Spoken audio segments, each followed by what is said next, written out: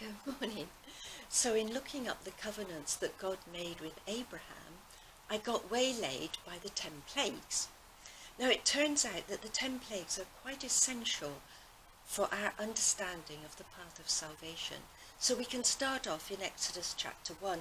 And what I'd like to emphasize this morning is the meticulous planning that God went to help us understand salvation and how it had to happen. So in Exodus chapter 1, we have the Israelites under the Egyptian authorities. Now it had been prophesied that it would be 430 years between Abraham getting the covenant with God and the Israelites leaving a nation who had them under slavery. Now in 400 years you can forget a lot. And Pharaoh had forgotten all about Joseph. He forgot the debt that he owed the Israelites. And the Israelites were growing in number, and they were becoming a threat to Egypt. And if there was a war, they might have sided against somebody else. So Pharaoh first of all enslaved them, and their lives became very difficult. And then he came up with a most effective tactic. It was a dreadful one, but very effective. And that was to kill all the baby boys. Then all the girls, as they grew up, would have to marry Egyptians, and Israel would be assimilated into the Egyptian religion. The Egyptian nation and their religion. But 2 things got in the way of this. One is, it wasn't God's purpose for the Israelites to be assimilated into Egypt. And secondly, Pharaoh had to contend with the midwives.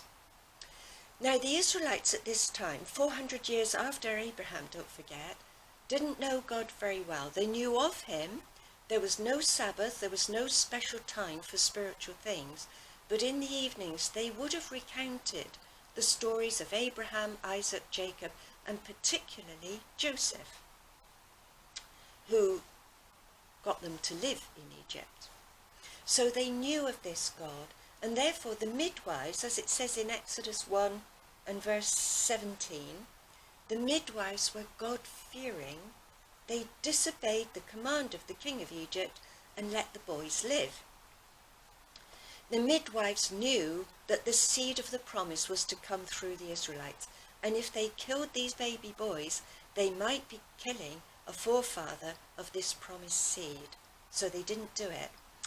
Pharaoh got his way though, and he got the Egyptians to throw these baby boys into the river. I mean, it was absolutely atrocious. So they called out to Abraham's God, and he sent Moses. Now, God could have brought them out of Egypt immediately that day, but they needed to know their God better. They needed to put complete faith and trust in him. So he taught them gradually over 10 plagues.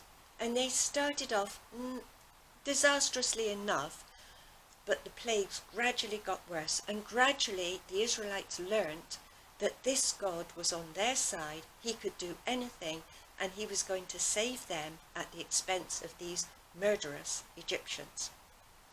And so when it came to the 9th plague, they put their trust in this God, Yahweh or Jehovah. And so when Moses asked them to sacrifice a lamb on the 14th of Nisan, they obeyed, which they might not have done if he'd asked them to do that at the very beginning. So we know the story. The sacrificial lamb saved the firstborn Israelites. The Israelites got out of Egypt, through the Red Sea, and on their way to the promised land. So what do we take from all this? Well, first of all, it's not only us who needs to know God. The Israelites knew God, but so did the Egyptians. And according to this book, the Basic Bible Atlas, it says this about Egypt. Egypt was the most culturally advanced, militarily capable, and economically stable empire. It was a world power at the time. So when the Lord disabled Egypt, everyone took notice. And that was so true I mean, they didn't have the internet, obviously, but words still got about. And in Exodus 15, where Moses was singing a victory song, and in verses 14 and 15, he said, "Hearing of this, the peoples tremble. Pangs seize on the inhabitants of Philistia. Edom's chieftains are now dismayed. The princes of Moab fall to trembling." God, our God, Yahweh or Jehovah, was beginning to be known all around that region. So too, when the end of this world comes, we're going to see things similar, if not worse or more powerful than the 10 plagues. And that is something that we can prepare ourselves for. It might be frightening, but we will get to know God through this. And that maybe is something we can think about when we read about the 10 plagues. But most of all, we need to think about the Passover lamb. The Apostle Paul called Jesus our Passover lamb.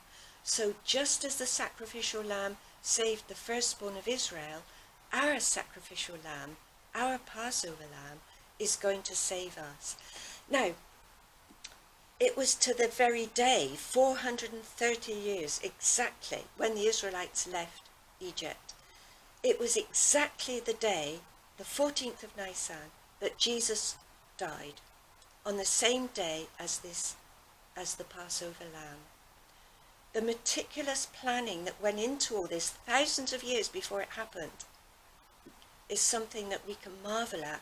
And God has done it all so that we today can understand the path of salvation, why it was necessary, and how wonderful it all was. So, thank you so much for watching this morning. God bless you all, and take care.